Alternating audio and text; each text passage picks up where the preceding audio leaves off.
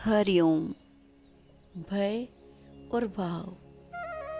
भय से की गई पूजा व्यर्थ है और भाव से भजा गया भजन ही असली भजन है, असली पूजा है। क्या पूजा पाठ व्यर्थ है? नहीं, सच्ची पूजा ही असली पूजा है। आइए जानते हैं एक कहानी के माध्यम से। एक समय की बात है, एक समुद्र में एक नाव में कई यात्री यात्रा कर रहे थे। उन्हीं यात्रियों में एक संत भी थे। नाव चलते चलते तकरीबन अपने गंतव्य यानी किनारे तक पहुंचने ही वाली थी, लेकिन थोड़ी ही देर में समुद्र में तूफान आ गया और नाव डगमगाने लगी। हवाएं तेज हो गई, पानी नाव के अंदर आने लगा। मल्लाह चिंतित हो गए। सभी अपने अपने परमात्मा से प्रार्थना करने लगे। हाथ जोड़कर, घुटने टेक कर प्रार्थना करने लगे, प्रभु हम बच गए तो तीर्थ यात्रा करेंगे, प्रसाद चढ़ाएंगे, दान करेंगे।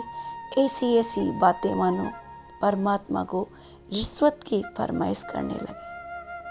मानो परमात्मा के सामने प्रतिज्ञा व्रत लेने लगे।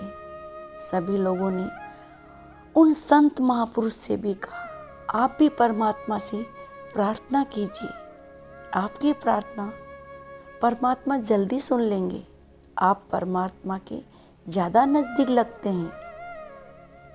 आपका रिश्ता परमात्मा से नज़दीक का रिश्ता है। लेकिन संत अजीब से थे। वे आंखें बंद किए बैठे रहे, प्रार्थना में सम्मिलित नहीं हुए। सभी लोग उनसे बहुत नाराज हुए। सुबह होने को थी, सभी लोग आंसू बहा रहे थे, प्रार्थना कर रहे थे।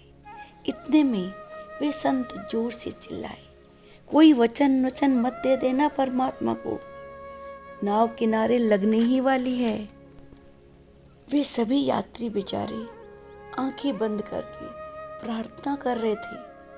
जैसे ही सुना नाव किनारे लगने वाली है, सभी की प्रार्थना वहीं ठप हो गई।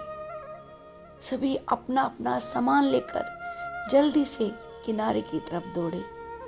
तब उन संत महापुरुष ने कहा, देखिए तुम सबकी प्रार्थना, किनारा करीब आ गया तो एक भी हाथ जोड़े नहीं रहा। सभी अपना अपना सामान उठाकर भागने लगे और भूल गए प्रार्थना और भगवान दोनों को। इसलिए इस कहानी से हमें ये सीख मिलती है, पूजा भय से नहीं भाव से कीजिए।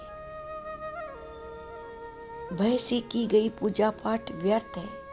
भाव से बजा गया भजन एक पल का भी, एक क्षण का भी पर्याप्त है। भय से नहीं, भाव से प्रार्थना कीजिए, भाव से पूजा पाठ कीजिए।